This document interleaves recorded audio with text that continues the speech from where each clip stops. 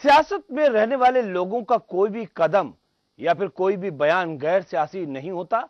अब चाहे वो सत्ता पक्ष यानी कि सरकार में हो या फिर प्रतिपक्ष यानी कि विपक्ष में हो, कोई भी कदम कोई भी बयान गैर सियासी नहीं होता। वो इसलिए भी हम कह रहे हैं क्योंकि उत्तर प्रदेश की जब राजनीति की हम बात करते हैं और जब हम देखते हैं कि आगे क्या कुछ आ रहा है, तो एक और समर है, लोकतंत्र का पर्व है, क्योंकि 2017 में चुनाव है और चुनावों के लिहाज से उत्तर प्रदेश में काउंटडाउन शुरू हो चुका है, उल्टी गिनती शुरू हो चुकी है। तो जो बयान आते हैं वो भी इसी मायने में महत्वपूर्ण है। गठबंधन की आशंकाएं और संभावनाएं जो तलाशी जा रही हैं वो भी इसी दिशा में महत्वपूर्ण है। और जो कुछ कल बहुजन समाज पार्टी की मायावती ने संसद में कहा और उसको लेकर जो उन्होंने निशाना साधा और उसके बाद में जो निष्कर्ष निकाले गए वो भी इसी तरफ इशारा करते हैं कि मायावती अपना वोट बैंक बढ़ाना चाह रही है या फिर किस तरीके से चुनावी तैयारियों में वो लगी हुई है। लेकिन उस नहले पर अखिलेश यादव का आज का दहला जबरदस्त है। जिस तरीके से नौकरियों की बात कही, जिस तरीके से नौकरियों की बाढ़ सी आ रही है, 70,000 से ज्यादा नौकरियां सृजित की जा रही हैं और उन नौकरियों के बहाने किस जाति किस वर्ग पर निशाना साधा जा रहा है, यह भी देखना बड़ा दिलचस्प है। चर्चा हम करेंगे क्योंकि नहले पर दहला है अखिलेश यादव उत्तर प्रदेश के मुख्यमंत्री का।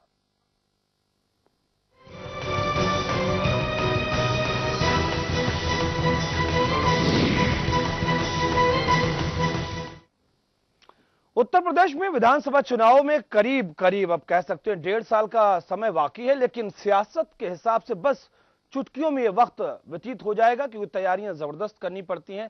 सत्ता का जो मामला है, सियासी पार्टियां तैयारियां में जुट भी चुकी हैं। कल जिस तरीके से हमने देखा कि राज्यसभा में बीएसपी सुप्रीमो मायावती ने अगड़ों के लिए आरक्षण की मांग कर एक सियासी चाल चली थी और उसके जवाब में अखिलेश यादव की कैबिनेट ने भी कुछ ऐसे फैसले जरूर किए हैं जिनके जरिए कहा जा सकता है नाम तो विकास का है लेकिन निशाना कहीं और है, यानी कि मायावती के नहले पर अखिलेश का दहला। मायावती के नहले पर अखिलेश का दहला। यूपी कैबिनेट के फैसलों के जरिए दिया जवाब। कल माया ने अगड़ों के लिए मांगा था आरक्षण। अखिलेश ने यूपी की आवाम के लिए किए बड़े फैसले। युवाओं को लुभाने के लिए पुलिस में नहीं होगी लिखित परीक्षा। पिछड़ों के लिए भी कैबिनेट में अहम प्रस्ताव पास।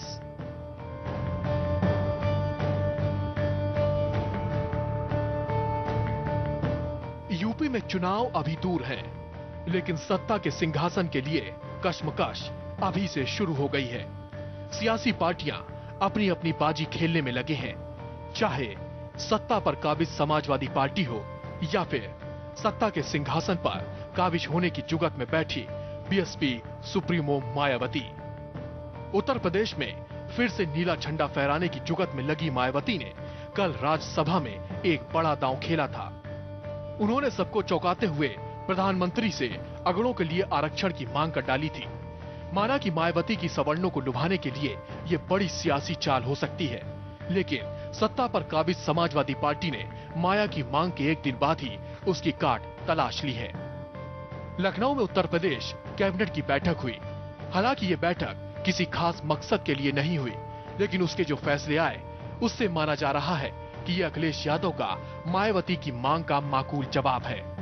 कैबिनेट में कई ऐसे फैसले किए गए जिससे यूपी के युवाओं के साथ साथ दलितों को भी लुभाने की कोशिश की गई।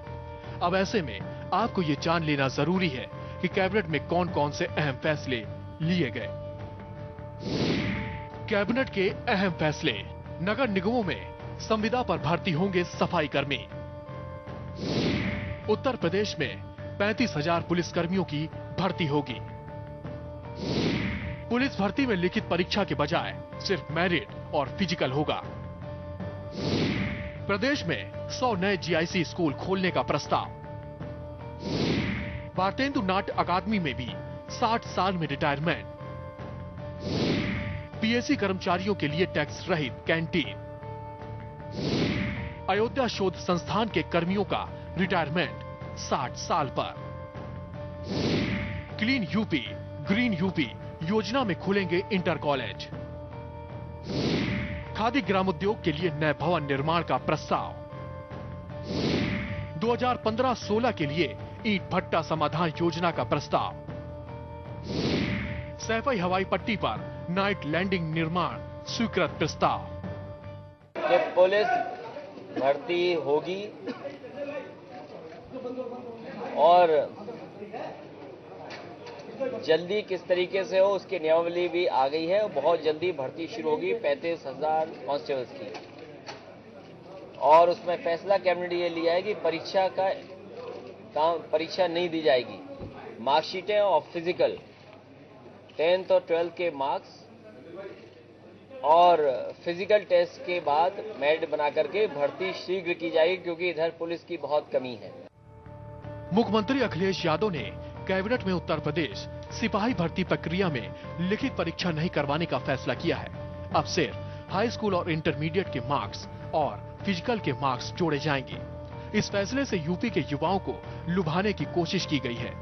वहीं जहां सवर्णों के लिए माया ने आरक्षण मांगा, वहीं अखिलेश ने दलितों को दाना डालने के लिए संविदा पर्चियों की भर्ती करने का निर्णय और बंद पड़े ईंट भट्टों को साधना योजना के तहत फिर से शुरू करने का निर्णय लिया, क्योंकि ईंट भट्टों पर ज्यादातर दलित समुदाय के लोगों को रोजगार मिलता है। कुल मिलाकर अखिलेश कैबिनेट की बैठक के ज्यादातर फैसले मायावती की चाल का माकूल जवाब था। एक ओर जहां उन्होंने सवर्णों पर डोरे डालने की कोशिश की, तो अखिलेश ने मायावती के खास वोटर माने जाने वाले दलितों पर दाना डालने में कोई कोर कसर नहीं छोड़ा। लखनऊ से शबी हैदर के साथ ब्यूरो रिपोर्ट, के न्यूज।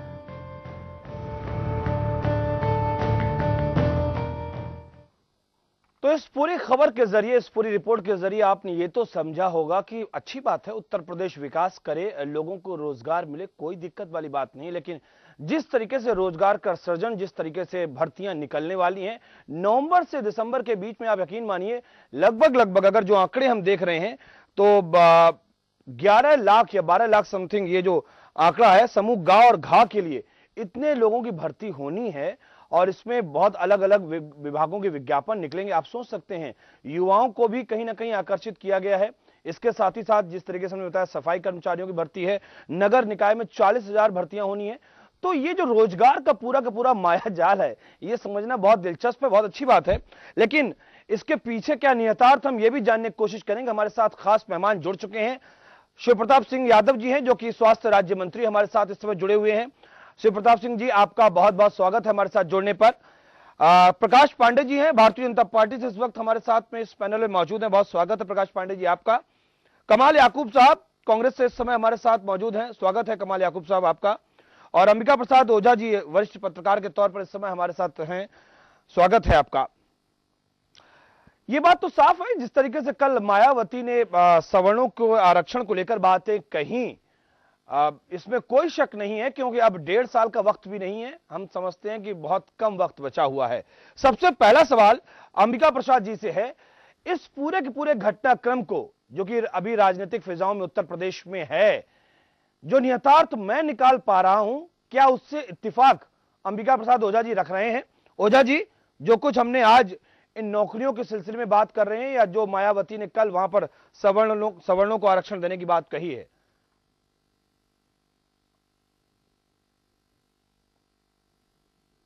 मनीष जी, आपने जो बात कही है उससे हम पूरी तरह इत्तेफाक रखते हुए अपनी बात कह रहे हैं जी। जहां तक देखिए, छींकना एक अनैच्छिक क्रिया है जी, लेकिन ये नेताओं पे नहीं लागू होती। वो अगर कोई भी काम करते हैं, कोई भी बयान देते हैं, तो वो उसके सिर्फ 3 निहितार्थ होते हैं: सत्ता, कुर्सी और वोट। इस 3 के आगे उनका कोई न सोच होती है न बयान होता है। और अभी जैसे जैसे चुनाव नजदीक आते हैं, उसी तरह से धन की, पद की, हर चीज की बढ़ोतरी होती जाती है। और हमारा अपना ये मानना है कि जो पिछले 68 सालों से हम देखते आ रहे हैं, उसमें अगर हम देखें तो ये जो कार्यकाल है विधानसभाओं का और लोकसभा का, ये घटा के 2 साल कर दिया जाना चाहिए, क्योंकि चुनाव वर्ष में ही सबसे ज्यादा बाउंटी बढ़ती है। इसके पहले ये नहीं होता है। और जहां तक इसका प्रश्न है कि आज, अब जब इस सरकार को 45 महीने हो चुके हैं, मात्र 15 महीने बचे हुए हैं, जिसमें यह होता है कि पहले 6 महीने तो फूल माला पहनने में निकल जाते हैं और लास्ट के 6 महीने चुनाव में निकल जाते हैं। तो कुल मिलाकर के ये जो 1 साल का पीरियड है, इसी में काम होता है। और अगर आप देखें तो ये सारी कवायद, चाहे जो गवर्नमेंट हो, इररिस्पेक्टिव ऑफ एनी पार्टी, सारी उनका ये रहता है कि जब चुनाव नजदीक आता है तब सारी चीजें याद आती हैं। ऐसा नहीं है कि पुलिस की कमी आज हुई है, इतने पुलिसकर्मी 1 साल 2 साल में नहीं रिटायर हो गए हैं कि इकट्ठे कर दिए जाएं। और अगर आपको याद हो तो मायावती के टाइम में, ये सुश्री मायावती जी के टाइम में एक ये आकलन किया गया था, तो लगभग 1.5 लाख सिपाहियों की भर्ती होनी थी, जिसमें से उनके समय में 35,000 की भर्ती हुई थी। और उस हिसाब से भी अगर देखा जाए तो 1,15,000 सिपाहियों की कमी है, तो मात्र 35,000 की भर्ती क्यों? एक सवाल ये है। और दूसरा सवाल ये है कि जहां तक अभी आपने बताया कि लिखित परीक्षा नहीं होगी, सवाल यहाँ पर और तो बड़ा होता है परीक्षा का, ओझा जी मैं आपको रोक रहा हूँ, जहन में सवाल ये आ रहा है कि जैसा हमने देखा कि मायावती के समय पर नियुक्तियां जो हुई थी और उसके बाद उसको अनियमित करार देके उनको खत्म किया गया, जो कि मुलायम सिंह यादव के समय में हुई थी और मायावती के समय में खत्म की गई थी। और हमने देखा कि उनका जो लोगों को नौकरी मिली या जो सड़क पर आ गए, बहुत सारी घटनाएं सामने हैं। तो जितने बड़े पैमाने पर उस समय आत्महत्याएं हुई थी हमने देखा था, उस समय लगातार मीडिया की सुर्खियां भी बनी हुई थी। क्या कमोवेश, क्या ऐसे हालात दोबारा फिर पैदा हो सकते हैं? इसको लेकर भी सवाल बड़ा है। लेकिन ये सवाल हम सीधे जाएंगे प्रकाश जी के पास में। प्रकाश पांडे जी, जो कुछ, चलिए अंबिका प्रसाद जी, आप जवाब देना चाह रहे हैं, आप जवाब दीजिए संक्षेप में, फिर प्रकाश जी के पास जाएंगे। देखिए, ये जैसा कि पहले भी हम कह चुके हैं कि आग लगने पे कुआं खोदने वाली स्थिति होती है। जब चुनाव सर पे आ गया तब इन भर्तियों की याद क्यों आई? इसलिए ये सवाल पैदा हो रहे हैं आज, क्योंकि अगर इनके पीछे अच्छा मंतव्य होता तो पहले से एक पूरी व्यवस्था बनानी चाहिए कि किस तरह से अपॉइंटमेंट होंगे, कैसे होंगे। और जहां तक सिर्फ साक्षात्कार के आधार पे या आप कहिए लिखित परीक्षा हटा के सिर्फ मेरिट के आधार पे जहां तक करने की बात है, तो पिछली बार समाजवादी पार्टी सरकार का लिखित परीक्षा के रूप में अनुभव बहुत खराब था। उसमें जहां पे ओवर राइटिंग हुई थी, कटिंग को आधार मानते सवाल भी उठता है, ब्रेक का हो रहा है और उसमें अल्टीमेटली खारिज ब्रेक का हो रहा है, ब्रेक पर जाना है मुझे। लेकिन एक सवाल ये उठता है, इंपॉर्टेंट बात है, अगर आप ये देखें, जिन मार्कशीट को लेकर जिक्र होगा वो मार्कशीट क्या फर्जी ना हो, या फिर वो मार्कशीट कैसे हासिल की गई हो, या फिर उन्होंने परीक्षा कैसे दी हो। हमने देखा कि सेंटर्स पे किस तरीके से नकल हुई है, हमने देखा है किस तरीके से मार्कशीट प्राप्त की गई है, हमने देखा है कि कैसे घर पर बैठ के पूरे के पूरे एग्जाम दे दिए गए हैं और कैसे 75 और 80% ले आए हैं लोगों ने। ये भी हमने देखा है, इसी हिंदुस्तान और इसी उत्तर प्रदेश ने देखा है। हम चर्चा करेंगे और शिव प्रताप जी से भी जवाब लेंगे, वो इंतजार कर रहे हैं अपनी बारी का। एक छोटा सा ब्रेक लेते हैं, ब्रेक के बाद में तुरंत लौट कर आते हैं। चर्चा है अखिलेश यादव के दहले की, जो कि मायावती के नहले पर उन्होंने मारा है। बात हम कर रहे हैं अखिलेश यादव के कैबिनेट ने जो डिसीजन लिए हैं, लेकिन जैसा मैंने शुरुआत में कहा कि सियासत में कोई भी कदम गैर सियासी नहीं होता है और कोई भी बयान गैर सियासी नहीं होता है, उसके निहितार्थ होते हैं। खास मेहमान हमारे साथ मौजूद हैं, शिव प्रताप सिंह यादव जी मौजूद है, स्वास्थ्य मंत्री प्रकाश पांडे जी, कमाल याकूब साहब और एपी ओझा साहब। प्रकाश पांडे जी, जो कुछ अभी इन फिजाओं में हम देख रहे हैं, इस पर आपका अपना आकलन क्या है, इस पर आपकी अपनी टिप्पणी क्या है?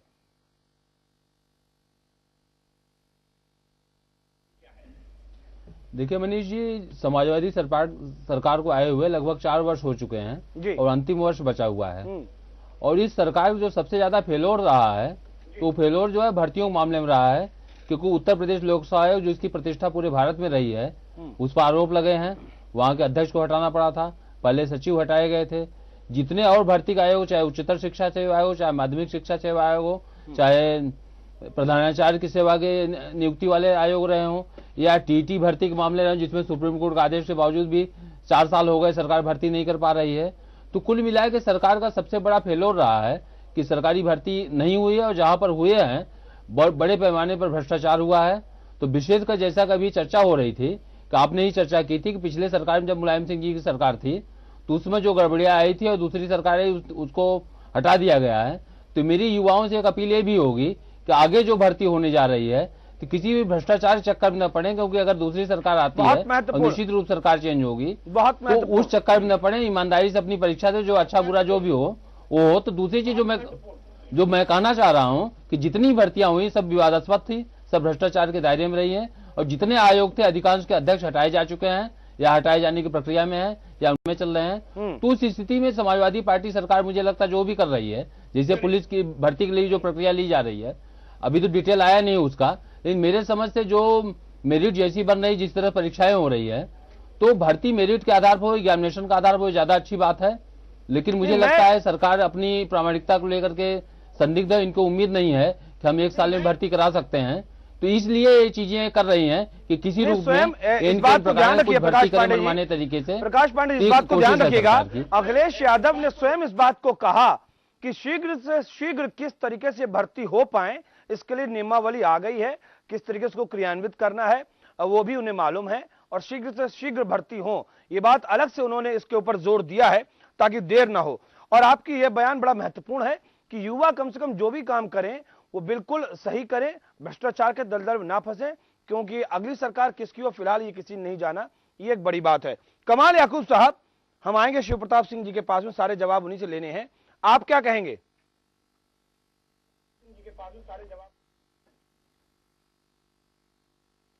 भाई, जहां तक के बिना परीक्षा के जो भर्ती का सवाल है जी, इसमें कहीं से ट्रांसपेरेंसी जो है वो दिखाई नहीं दे रही है। क्योंकि जिस तरह के आजकल तमाम फर्जी मार्कशीट और फर्जी डिग्रियों के जो स्कैंडल सामने आ रहे हैं, तो वो परीक्षा के बाद भी फर्जी डिग्रियां जो है साबित हो जाती हैं और उसके बाद परीक्षाएं जो है खत्म कर दी जाती हैं। लेकिन जब बिना परीक्षा के खाली साक्षात्कार के और मेरिट के हिसाब से अगर भर्तियां होंगी, तो उसमें मैं नहीं समझता हूं कि कहीं से भी ट्रांसपेरेंसी जो है वो दिखाई दे रही है, और उसको पूरी तरह से स्वच्छता के साथ में, ईमानदारी के साथ में वो भर्तियां जो हैं वो समझ में आने वाली नहीं है। लिहाजा अब वो बात सही है कि परीक्षा में समय लगता है, तो उस समय को थोड़ा शॉर्ट भी किया जा सकता है, लेकिन बिना परीक्षा के जो भर्तियां होंगी उसमें लेकिन एक बात है कमाल याकूब साहब, ये मुझे लगता है व्यक्तिगत तौर पर मुझे ये लगता है, जैसा कि मैं कहना भी चाह रहा था, कि अगर मुख्यमंत्री मोदी ने कहा कि साक्षात्कार खत्म कर देना चाहिए, जो लोअर ग्रेड का होता है, उस बात से भी कहीं ना कहीं इत्तेफाक रखा जा सकता है। और कांस्टेबल रैंक पर अगर किसी ने इंटर पास किया हुआ है या ग्रेजुएशन पास आउट है, तो मुझे लगता है उसको बेसिक चीजें जरूरत होंगी, उसे मालूम होगा कि कांस्टेबल में लिखा पढ़ी जो होती है वो कर लेगा, कम से कम इतना मालूम है, और ये एक अच्छा प्रोसेस मैं मानता हूं। लेकिन जो बात गौर करने वाली है वो यही कि मार्कशीट फर्जी ना हो और इधर उधर जो पास आउट जैसा मैंने बताया वो ना हो, तो कम से कम चीजें ठीक हैं। शिव प्रताप सिंह यादव जी, अब सीधे आपकी बारी है, आलोचनाएं हुई सरकार को लेकर, जवाब आपसे चाहिए है। ये समझ पाते हैं साक्षात्कार जरूरी होते हैं, क्योंकि देखिए मनीष जी, ऐसा है, पहली बात तो ये है कि भाजपा के हम श्री पांडे जी से कहना चाहूंगा कि शायद इनके ऊपर छाया है व्यापक घोटाले का, जो मध्य प्रदेश में इनकी सरकार है वहां घोटाला हुआ है, उसी के कारण ये कह रहे हैं। जहां तक सवाल है नियुक्तियों के सवाल है, तो इसके पहले शायद ये नहीं जानते हैं 42,000 सिपाहियों की पहले भी भर्ती हुई, यही हमारे माननीय मुख्यमंत्री ने किया है, और उसमें भी अदालत में यही लोग चले गए थे, वो भी अदालत ने क्लियरेंस दे दिया है। नहीं, वाइट पेपर ने हटाई भी गए थे मंत्री जी। ज्यादा जो है 1 लाख से ज्यादा जो है वो बीटीसी, जो विशिष्ट बीटीसी के लोग हैं उनको अध्यापक बनाया गया है। नहीं, उसमें 42,000 भी नहीं हुए हैं, अभी 72,000 जगह थी। 74,000 की और नियुक्तियां हो रही है, काउंसलिंग हो रही है, ये शायद नहीं जानते हैं। नहीं, 72,000 थे टीईटी वाले, जिसमें 42,000 के अभी तक हुए हैं। देखिए अब ऐसा है, बाद में बोलिएगा, मैं तो चुप बैठा था, थोड़ा बर्दाश्त कीजिए, व्यापक घोटाला नहीं है। और दूसरी बात है कि अभी जो है 1,76,000 जो शिक्षा मित्र थे उनको भी समायोजित किया गया। अब यही लोग जाकर कोर्ट से स्टे ले आए हैं, वो भी जो है प्रोसेस में है। हमारी सरकार ने जो है कोशिश कर रही है कि उनको जो है समायोजन उनका कर दिया जाए। और जहां तक सवाल है, ये जो इसको शायद नहीं पता है कि परीक्षा जो मेरिट के आधार पे सिपाहियों की भर्ती होगी और फिजिकल टेस्ट होगा। मुख्य काम फिजिकल, जो कि सिपाहियों की भर्ती है उसमें फिजिकल टेस्ट बहुत जरूरी है, और फिजिकल टेस्ट होगा, वो मेन पार्ट वो भी होगा फिजिकल टेस्ट। और जहां तक सवाल है, अभी भर्तियां हुई नहीं, पहले बताया जाने लगा प्रचार होगा, मार्कशीट नकली होगा और असली होगा। हम पूछना चाहते हैं 1.5 साल सरकार हो गई है भारतीय जनता पार्टी के केंद्र में कि कितनी नियुक्तियां किया है इन्होंने? एक भी नियुक्ति नहीं किया। झाड़ू जरूर पकड़ा दिया, कहा झाड़ू सफाई करो। हमने तो सफाई कर्मचारी नियुक्ति करने का फैसला लिया है 40,000। इसके लिए जो है इनको बधाई देना चाहिए और धन्यवाद देना चाहिए हमारे युवा मुख्यमंत्री जी को कि जो है 40,000 सफाई कर्मचारियों को भर्ती करने जा रहे हैं। तो हमारी सरकार जो है केवल बयानबाजी में विश्वास नहीं करती है, हम ठोस काम कर रहे हैं। अभी मेट्रो का काम हो रहा है और 2016 के एंड तक जो है मेट्रो का काम भी एक फेज पूरा हो जाएगा और उसमें भी हजारों नौकरियां, हजारों लोगों को रोजगार मिलेगा, ये भी रोजगार जनरेट होगा। यादव जी आपकी सरकार पर, आपकी मंशा पर, आगरा एक्सप्रेस वे है यादव जी आपकी सरकार पर, आपकी मंशा पर कोई मेरा सवालिया निशान नहीं है, लेकिन जो स्थितियां हैं उन स्थितियों को देखकर ऐसा शक पैदा होता है और यही शक जो है वो कहीं ना कहीं आधार के रूप में तब्दील हो जाता है। एलटी ग्रेड की अगर हम बात करते हैं, लगभग 6,000 साढ़े 6,000 नियुक्तियां की गई, उसमें आज तक का ये सिलसिला है कि मार्कशीट फर्जी मिल रहे हैं। तो कम से कम जो मैकेनिज्म डेवलप हो उसमें इस बात की जरूरत बहुत ज्यादा है कि कोई भी सरकार हो अगली, आप रिटर्न करें, शुभकामनाएं आपको भी हैं, लेकिन अगर कोई दूसरी सरकार आती है तो कम से कम जिन युवाओं को नियुक्ति पत्र आप थमाएं उनका बाद में कैंसिलेशन ना हो, वो सड़क पर ना आए, इस बात की व्यवस्था पुख्ता तौर पर करें।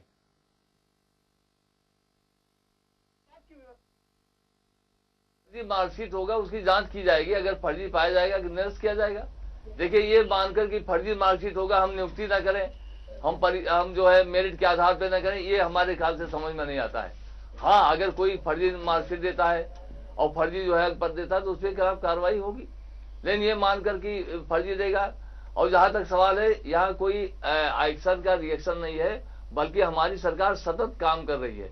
देखिए हमने जो वादा किया था 10 लाख लैपटॉप, पूरे 15 लाख लैपटॉप बांट दिया पूरे प्रदेश में, जो हमने वादा किया था, और शिक्षा मित्र को समायोजन किया गया जो वादा किया था।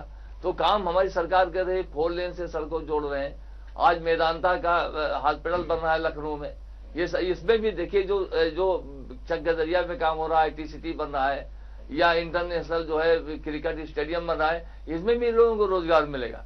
जब विकास होता है तो उसमें रोजगार अच्छी बात है, लेकिन ये सवाल तो उठ रहा है, ये सवाल तो उठ रहे हैं, जैसे हमने शुरुआत में लगातार कह रहे हैं, ये सवाल जरूर उठ रहे हैं कि जो आप अभी पिटारा लेके आए हैं, इस वक्त जो पिटारा लेके आए नौकरियों का, रोजगार का, ये पिटारा जो आपने खोला है, इस पिटारे के पीछे असल मकसद क्या है, चर्चा हम उस पर करेंगे और लौट के आएंगे तो उसके सियासी मायने तो तलाशेंगे भी, क्योंकि लोग कह भी रहे हैं, फिजाओं में ये बातें हैं कि आपने मायावती के नेले पर दहला मारा है। पर बात कर रहे हैं अखिलेश यादव कैबिनेट के फैसलों को लेकर, वो भी तब जब कल सदन में, खासतौर से संसद में, बहुजन समाज पार्टी सुप्रीमो मायावती ने सवर्णों के आरक्षण की बात की, तो यहां पर 40,000 संविदा कर्मियों को लेकर, सफाई कर्मचारियों को लेकर घोषणा की गई। और साथ ही साथ अगर हम बेसिक शिक्षा मंत्री अहमद हसन का जिक्र करें तो 4,000 उर्दू शिक्षकों की भर्ती घोषणा की गई है।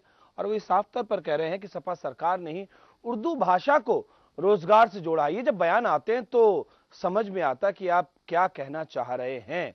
खास मेहमान हमारे साथ लगातार मौजूद हैं। शिव प्रताप सिंह जी, जो कुछ भी आप काम कर रहे हैं, सरकार जब अच्छा काम करती है तो एक गंभीर चैनल होने के नाते के न्यूज उसकी प्रशंसा भी करती है, लेकिन आप सियासी लोग हैं, सियासत आपका दायित्व भी है, आप करते भी हैं और गैर सियासी आप हो भी नहीं सकते हैं। तो जो निर्णय आप लेते हैं इनको सियासी चश्मे से देखना भी मुझे लगता वाजिब बनता भी है। ये जो कुछ अखिलेश कैबिनेट ने निर्णय लिए हैं, इसको आप किस तरीके से देखते हैं? सफाई कर्मचारियों की घोषणा को लेकर हो, चाहे उर्दू शिक्षकों को लेकर हो या फिर युवाओं को लेकर हो, इस निर्णय को आप किस तरीके से देखते हैं? शिव प्रताप सिंह जी।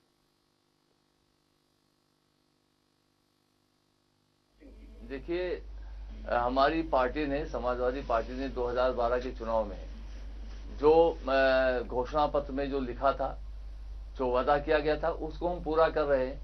और ये कोई पहला बात नहीं। देखिए लगातार आप देखिए इको टूरिज्म क्षेत्र में हमारी सरकार बहुत काम किया है।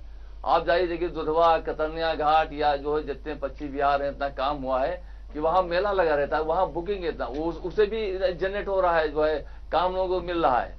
जितने भी चिड़ियाघर आप देख लीजिए कितना पहले जो है, आज जो है कम से कम 10 लाख जो है बढ़ गए हैं संख्या दर्शकों की। ये सब जनरेट हो रहे हैं काम।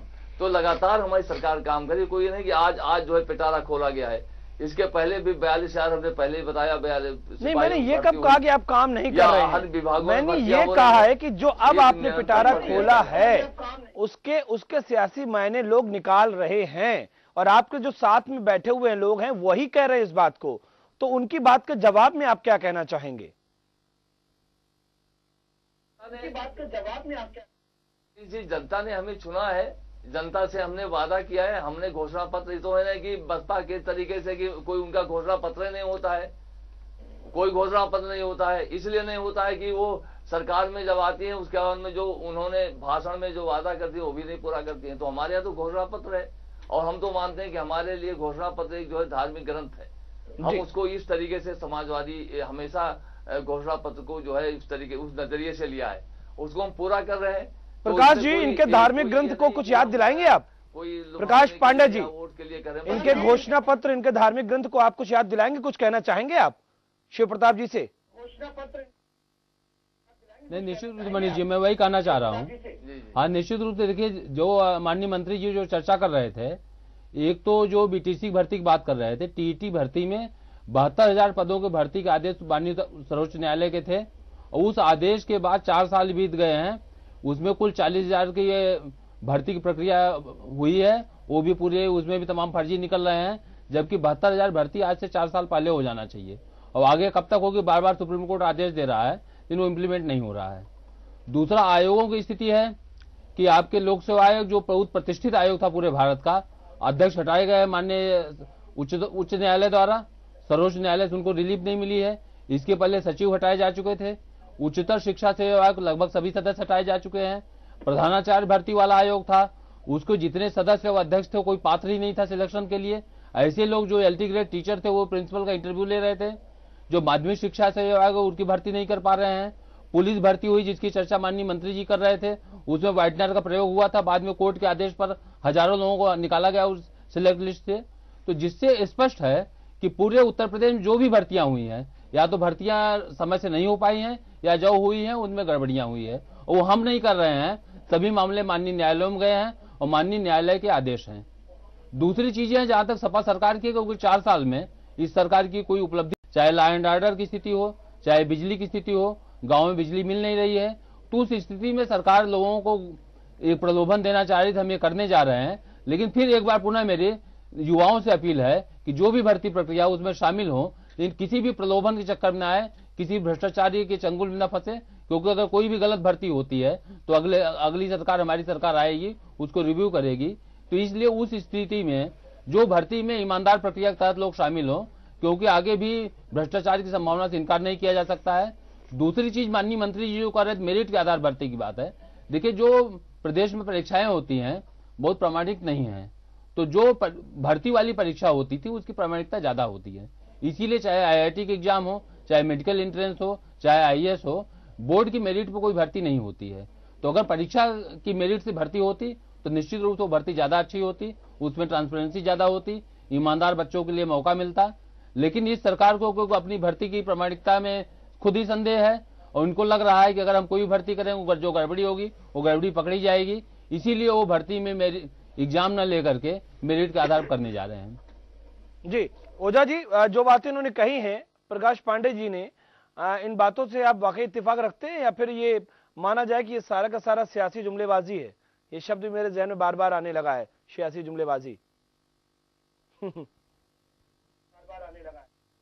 सियासी जुमले तो सभी तरफ से आ रहे हैं, लेकिन मैं आपकी बहस का इंट्रो से एक बात शुरू करना चाहता हूं कि 2 बिल्लियों के झगड़े में बंदर का फायदा हो जाता है। तो यहां पार्टियों की लड़ाई में अगर हमारे प्रदेश के युवकों का कुछ फायदा हो रहा है तो ये अच्छी बात है, लेकिन किनका फायदा होगा ये सोचने वाली बात है। हम पांडे जी की एक बात से तो इत्तेफाक करते हैं कि नकल का उत्तर प्रदेश में एक रिकॉर्ड रहा है, और जब भी आप देखें तो यहां जो बनाए जाते हैं सेंटर, वो पैसे लेके बनाए जाते हैं, सिर्फ इसलिए कि उनको भले अपने बच्चे ना हो, भले उनके पास इंफ्रास्ट्रक्चर ना हो, लेकिन वो पास कराने का ठेका लेते हैं।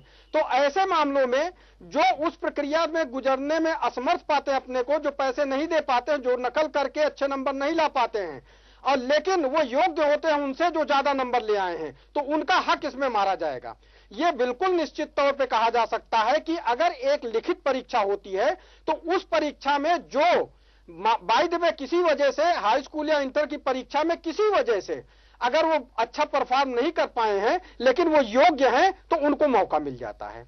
हम सरकार की मंशा पे इस बात पे तो सवाल नहीं खड़े कर रहे हैं कि वो चुनाव के मद्देनजर ऐसा कर रहे हैं या किसी और वजह से, लेकिन जहां तक इन भर्ती प्रक्रियाओं की बात है, इनमें जब तक पारदर्शिता नहीं होगी किसी भी तरह की ये प्रक्रिया जो है वो आगे चल के बाधित होगी और उसका खमियाजा पूरे प्रदेश को भी भुगतना पड़ेगा। हो सकता है कि तब तक चुनाव हो चुके हों, पार्टी कौन सी सत्ता में आती है ये अभी हम आकलन नहीं कर सकते हैं, इसलिए उस पर मेरा कहना नहीं है। एक पत्रकार के तौर पे मेरा जो आकलन है वो ये है कि ये प्रक्रिया अगर इस बात को देखा जाए कि उस समय अभी आप देखेंगे कि किस तरह से सेंटर्स बनाए जाते हैं, उस चीज को ध्यान में रख के अगर कहीं ना कहीं जो भी तरीका अपनाएं लेकिन एक ट्रांसपेरेंट तरीका हो तब तो ये इसका कोई फायदा है।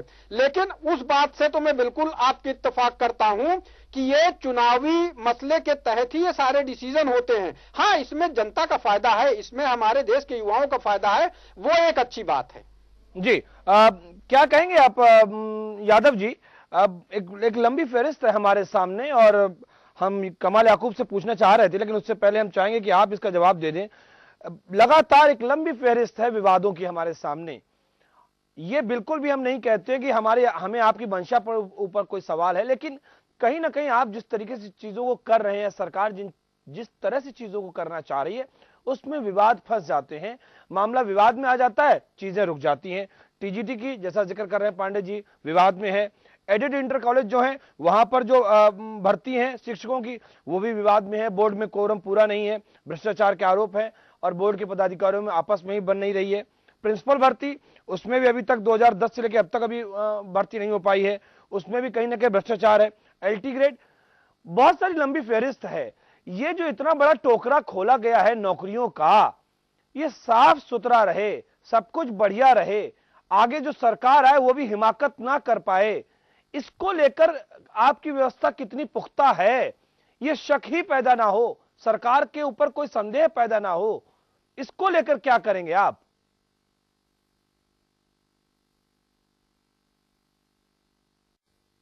तो भर्ती प्रक्रिया शुरू ही नहीं हुई है और इस तरीके से विपक्ष के लोग जो है विवाद पैदा कर रहे हैं। जहां तक सवाल है 2017 में फिर हमारी सरकार बनेगी और जो है 2012 से भी ज्यादा सीटें जीत कर आएंगे।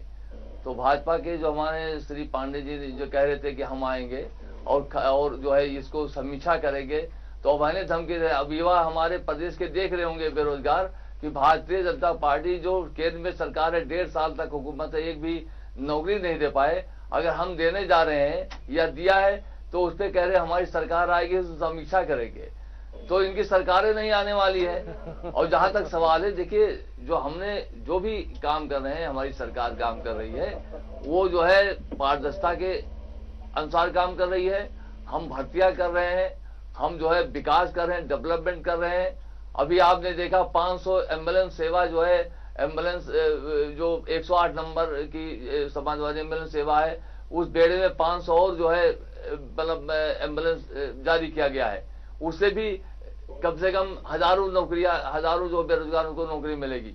तो जो भी काम हमारी सरकार कर रही है, विकास भी हो रहा है और इसके अलावा एम्प्लॉयमेंट भी जनरेट हो रहा है। तो इस तरीके से आरोप लगाना कि हम जो है भर्ती में भ्रष्टाचार होगा या जो है अनियमितता होगा, ये गलत है। सरकार हमारी जो है पारदर्शिता के अनुसार जो है काम बेरोजगारों को रोजगार दे रही है। हम जो मरीज हैं उनको इलाज कर रहे हैं। ऐसा कोई संवेदनशील मुख्यमंत्री होगा जो अगर आपके चैनल के माध्यम से या मीडिया से अगर आ गया कि कोई गरीब आदमी इलाज नहीं हो पा रहा है पैसे के अभाव में, माननीय मुख्यमंत्री जी उसको संज्ञान में लेकर और इलाज की व्यवस्था करते हैं। ऐसा कोई बता दीजिए। अभी एक लड़की ने गाजियाबाद या कहाँ की थी, उसने कहा कि मेरी शादी के लिए पैसा नहीं है, प्रधानमंत्री जी को लेटर लिखा और कुछ नहीं जवाब आया। हमारे मुख्यमंत्री संज्ञान में लिया, डीएम से रिपोर्ट मंगाया है और उसको भी शादी के लिए आर्थिक अनुदान दिया। तो ऐसा संवेदनशील मुख्यमंत्री आज तक हमारे देश में इस समय कोई नहीं है जो हमारी युवा मुख्यमंत्री है। हर चीज को संज्ञान में लेते हैं। ये भाजपा के लोग ये हिंदू की बात करते हैं।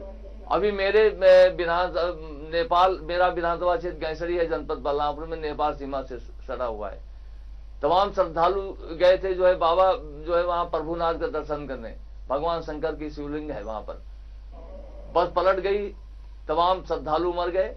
माननीय मुख्यमंत्री जी ने मुझे फोन किया कि आपके क्षेत्र में ऐसा घटना हुई है, आपके क्षेत्र के नेपाल में गए थे लोग, और मैं गया। उसके बाद में माननीय मुख्यमंत्री जी ने जब मीडिया आप ही लोग ने हमसे पूछा आपकी सरकार कितना सहायता देगी, हमने कहा 5 लाख दिया जाएगा, हमने एक्सटेम्पोर कह दिया। और माननीय जब मैं लखनऊ में आया तो माननीय मुख्यमंत्री जी ने कहा आपने जो मीडिया में कहा है हमने 5 लाख मंजूर कर दिया है। तो ऐसा संवेदनशील मुख्यमंत्री, और उसके ऊपर इस तरीके से आरोप लगाना कि भ्रष्टाचार है, ये हमारे संवेदनशील है, संवेदनशील है। कई और भी वाकई हैं जिससे अखिलेश यादव की संवेदनशीलता का परिचय मिलता है, लेकिन इस संवेदनशीलता के चलते क्या वो सत्ता में अगली बार आ पाएंगे, इसको लेकर हम चर्चा कर सकते हैं। कमाल याकूब साहब, जो बातें अभी शिव प्रताप जी ने बताई हैं वो फैक्ट्स हैं, रिकॉर्ड पे हैं, लेकिन क्या आप, जैसा कि वो कह रहे हैं कि हम दोबारा सत्ता में लौट कर आएंगे, क्या गणित, क्या गुणा भाग क्या है राजनीति का? कमाल याकूब साहब।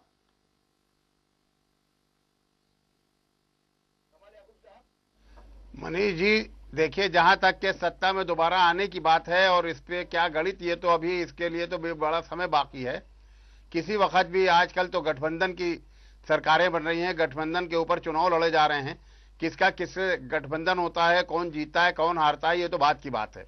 लेकिन ये बात सही है कि हमारे युवा मुख्यमंत्री जो हैं वो प्रदेश के लिए काफी प्रयत्नशील रहे हैं, शुरू से बड़े बड़े काम करना चाहते हैं और किए भी हैं। चाहे जैसे अभी यादव जी ने बताया कि मेट्रो रेल है या आगरा एक्सप्रेसवे है या इसके अलावा हमारा इंटरनेशनल स्टेडियम है या IT सिटी है, उन्होंने काफी कोशिश शुरू में की है कि काफी अच्छे काम किए जा सके और कर रहे हैं।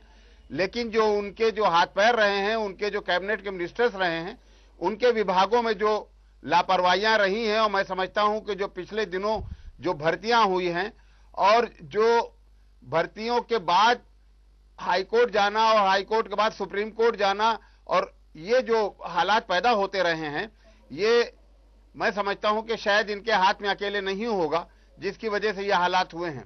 और ये जो अभी पिछला कैबिनेट का है, उसके बाद जो फेरबदल हुआ है, उस फेरबदल के बाद जो नई टीम आई है, मैं समझता हूं कि उस नई टीम ने ये जल्दी में ये कार्य शुरू किए हैं कि कुछ भर्तियां हों, कुछ दलितों के लिए सवाल हमारा सीधा है कमाल याकूब साहब, सवाल मेरा बिल्कुल सीधा है। आप सियासी लोग हैं, आप इन चीजों को बता सकते हैं, जो मैं बात कहने जा रहा हूं उन पर आप अपनी मुहर लगा सकते हैं। जब मैं ये कह रहा हूं कि अहमद हसन साहब ये फरमा रहे हैं कि समाजवादी पार्टी है जिसने उर्दू को रोजगार से जोड़ा, तो ये बात कहां पर जाके लगती है? ये निशाना किसके ऊपर है? एक सवाल।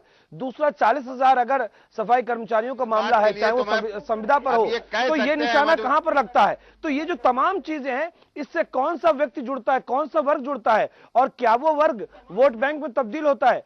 क्या वो बातें 1 साल तक उसके जहन में रहेंगी, उस मतदाता के जहन में, जो कुछ समाजवादी पार्टी की सरकार ने किया है या कर रही है? ये मैं आपसे जानना चाह रहा हूं।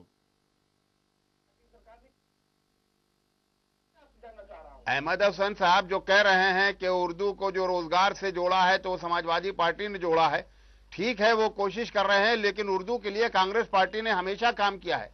कांग्रेस पार्टी ने ही उर्दू को दूसरी, वो ये कह रहे हैं कि उर्दू को रोजगार से जोड़ा है। आप समझिए बात को, आप समझिए इस बात को, ये शब्द है, उर्दू को रोजगार से जोड़ने का मतलब है कि मुस्लिम तबकों का अच्छा खासा वर्ग जो है वो नौकरी से जुड़ा है, उन्हें पैसा मिला है। हम आएंगे इसके ऊपर, हम इसी चीज को लेकर चर्चा करेंगे कि इसके सियासी मायने क्या हैं और क्या ये विकास वोट बैंक में तब्दील होगा, क्या समाजवादी पार्टी अखिलेश यादव को इन घोषणाओं का, इन नौकरियों का फायदा मिलेगा अगली बार सत्ता में आने पर, वो हम जानने की कोशिश करेंगे। चर्चा चल रही है मायावती के नहले पर अखिलेश यादव का दहला, और दरअसल जिस चीज का जिक्र अभी ब्रेक पर जाने से पहले कमाल याकूब के साथ में कर रहा था वो ये कि क्या ये सियासत, क्या ये विकास वोट बैंक में तब्दील हो पाएगा? क्या उन तमाम लोगों को ये बात याद रहेगी कि समाजवादी पार्टी की सरकार ने हमारे लिए विकास किया है, हमको रोजगार दिया है और इस वर्ग को जोड़ा है? कमाल याकूब साहब, इस नजरिए से हम चाहेंगे कि आपका विश्लेषण क्या रहेगा? कि ये बड़े आज के दौर में जनता बहुत जागरूक हो चुकी है, बहुत समझदार है, बहुत पढ़ी लिखी है। खाली चुनाव के वक्त इस तरह की घोषणाओं का ही असर नहीं पड़ता है। इसके अलावा जनता बहुत कुछ आगे पीछे भी सोचती है। बहुत से नेता थे, बहुत से लीडरान रहे हैं, जिस वक्त उर्दू को सेकेंड लैंग्वेज के लिए हाउस में जब ये क्वेश्चन उठाया गया था, तो बहुत से उन्हीं लोगों ने जो आज उर्दू के अपने आप को बहुत बड़े हमदर्द और खैरख्वाह बनते हैं, उर्दू को सेकंड लैंग्वेज बनाने में जबरदस्त मुखालफत की थी और फ्लोर ऑफ द हाउस के ऊपर जो है वो लेट गए थे कि उर्दू जो है सेकंड लैंग्वेज नहीं हो सकती और नहीं होना चाहिए। लेकिन आज अगर हम ये कहते हैं कि उर्दू के लिए हम ही जिम्मेदार हैं, उर्दू को रोजगार से हम जोड़ रहे हैं, ये नहीं कह सकते। आज उर्दू टीचर्स ट्रेनिंग इंस्टीट्यूट जो लखनऊ में है, मालवीय मार्ग के ऊपर, वो मेरी बात का आशय आप नहीं समझ पा रहे कमाल याकूब साहब। मैं इस बात पे नहीं जा रहा हूं कि उर्दू का विकास किससे क्या, उर्दू का इतिहास क्या है, उर्दू के साथ कौन कौन लोग जुड़े हैं, मैं इस बात पे जा ही नहीं रहा हूं। मैं ये कहना चाह रहा हूं कि दरअसल ये जो कुछ भी इस समय घटनाक्रम हो रहा है, इसका फायदा समाजवादी पार्टी को, उनकी सरकार को अगले चुनावों में मिलेगा या नहीं मिलेगा? क्या इसको हम देख सकते हैं, विकास को वोट बैंक के नजरिए से देख सकते हैं या नहीं? ये बात मैं आपसे जानना चाह रहा हूं। मैं उर्दू के इतिहास में नहीं जाना चाह रहा हूं। मिलना चाहिए क्योंकि जिसको भी रोजगार मिलेगा वो उसको इनका एहसानमंद रहना चाहिए। चलिए, वो उसको एहसानमंद होना चाहिए, उसको एहसानमंद। आपकी बात बिल्कुल सही है। मिलना चाहिए। ओझा साहब, अगर इस तरीके से ओझा साहब इस तरीके से अगर एहसानमंदों की एक फहरिस्त बनाएंगे, एक श्रेणी बनाएंगे, तो मुझे लगता है कि उत्तर प्रदेश का हर वर्ग कहीं ना कहीं अखिलेश यादव का एहसानमंद होगा। उनके अपने समुदाय के लोग, दलित समुदाय के लोग, मुस्लिम समुदाय के लोग, और हमने देखा कि अयोध्या शोध संस्थान में भी, एक छोटा संस्थान है, वहां पर भी रिटायरमेंट की उम्र 60 साल कर दी गई है, तो वो भी एहसानमंद रहेंगे। तो एहसान मानने वालों की श्रेणी तो बहुत लंबी है।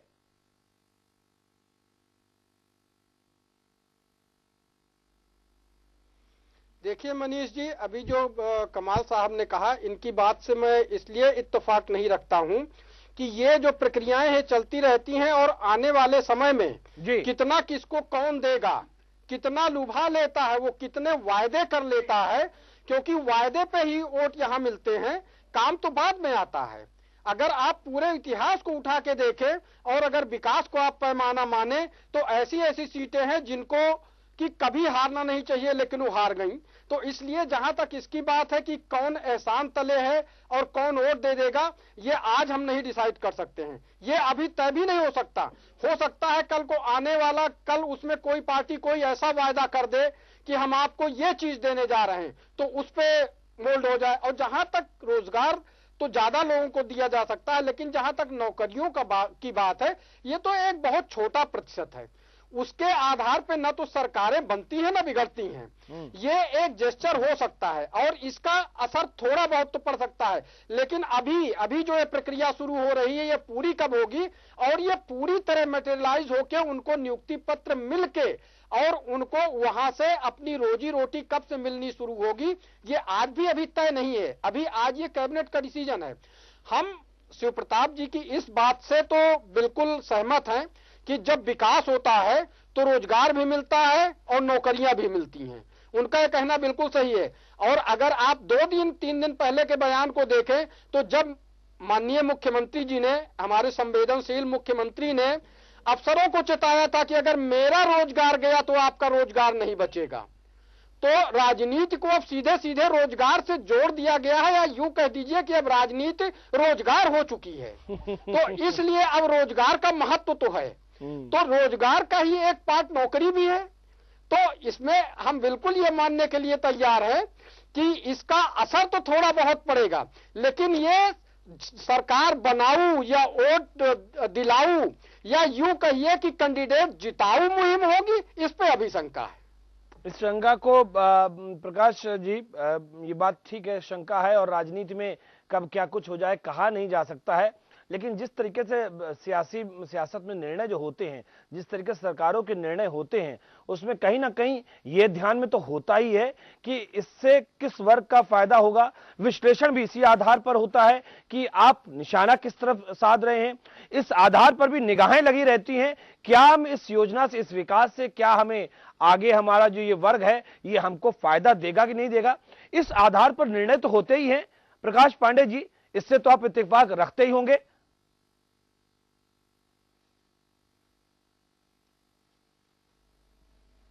देखिए मनीष जी, जो स्थिति है यहाँ पर उत्तर प्रदेश में युवा पूरी तरह से नाराज है सरकार से और निराश है, क्योंकि माननीय मंत्री जी जो कह रहे थे, मैं आरोप लगा रहा हूं, भारतीय जनता पार्टी कोई आरोप नहीं है।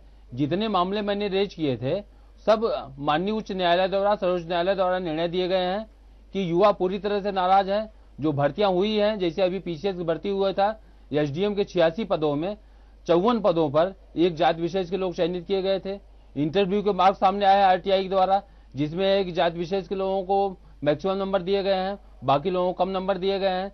तो पूरे प्रदेश में युवाओं को इस बात की नाराजगी है और युवा निश्चित रूप से जब भी चुनाव होगा सरकार के खिलाफ जाएगा। दूसरी चीज जो सरकार के ऊपर सबसे बड़ी असर डालने जा रहा है, लॉ एंड ऑर्डर की स्थिति।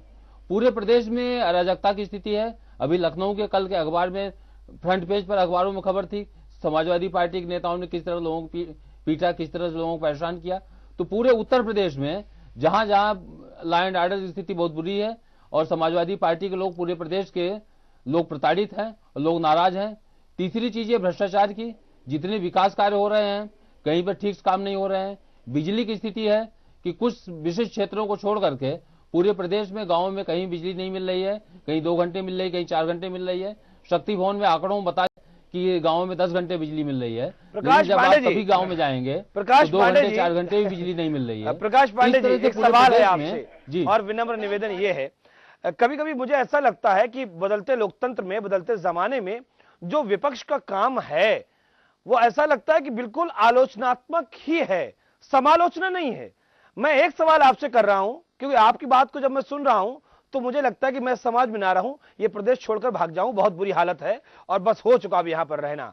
क्या मैं आपसे मानूं या आपसे मैं जानना चाहूं, कुछ अच्छा हुआ है 3 साल में, कुछ बेहतर हुआ है? रह ही रहे हैं। देखिए हमारा काम है कि सरकार की जो भी चीजें होनी चाहिए उसकी तरफ लोगों को ध्यान आकर्षित करना। शिव प्रकाश जी बैठे हैं, ये जो अच्छा हुआ है उसके बारे में शिव प्रताप जी बताएंगे। जो होना चाहिए मुहर लगा दीजिए, उसका काम हमारा है बताना। आप उस चीज पर मुहर लगा दीजिए कि हाँ भाई इन्होंने ये काम किया है। हमारा काम जो जनता के हितों की पैरवी करना है। हम जनता की जो आवश्यकताएं हैं, जनता की जो इच्छा है, जनता की जो आकांक्षा है, उसको लोगों के बीच ले आना हमारा काम है। सरकार क्या कर रही है, शिव प्रताप जी माननीय मंत्री जी हैं, ये बताएंगे। चलिए, अच्छी बात है, ठीक है। यादव जी, सब वक्त बहुत कम हमारे पास बचा हुआ है, सिर्फ इतना कि क्या जो कुछ फैसले लिए गए हैं कैबिनेट के द्वारा ये टाइमली पूरे होंगे, पारदर्शी होंगे और कुछ ऐसा नहीं होगा जो कि आगे आने वाली सरकार, कोई भी हो, चाहे आप हो या कोई और हो, उससे कहीं कोई दिक्कत पैदा होगी? बहुत संक्षेप में।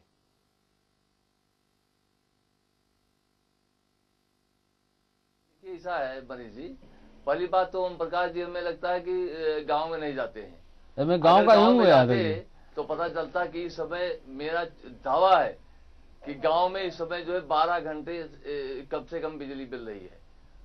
और मैं चुनौती देता हूं कि इसको सिद्ध कर दिए 2-4 घंटा आता है।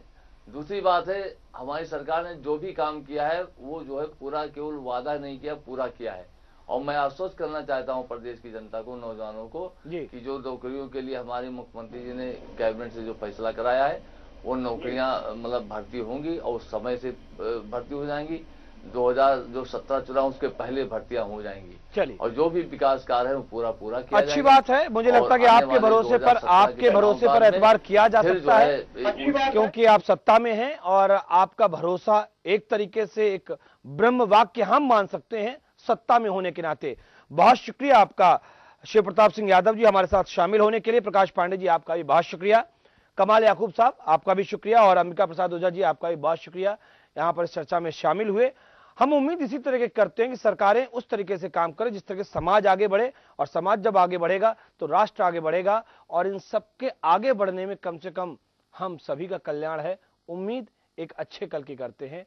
इस प्रोग्राम में बस इतना ही, दीजिए इजाजत, नमस्कार।